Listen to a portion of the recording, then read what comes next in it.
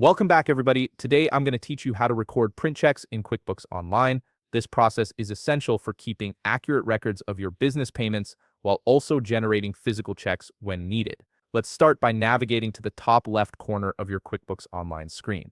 You'll see a plus button labeled New. Click on it to open up a menu of transaction options. From the drop-down that appears, look for the Vendors section and select Check. This opens up the check form where you'll input all the necessary payment details. The first field you'll need to fill out is the Payee field. Here, you'll either select an existing vendor from your list or manually enter the name of the person or business you're paying.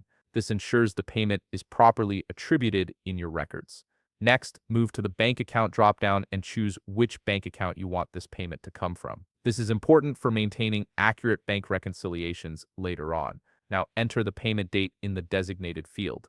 This should reflect when you're issuing the check, not necessarily when it will clear the bank. After that, you'll need to enter the amount you're paying and select the appropriate expense or account category lines. This categorization helps you track where your money is going and is crucial for financial reporting and tax purposes. If you want to add any additional notes or reference information, there's an optional memo field where you can include details about the payment. This can be helpful for future reference or reconciliation purposes. Once all your information is entered correctly, click Save and close to record the check in your system.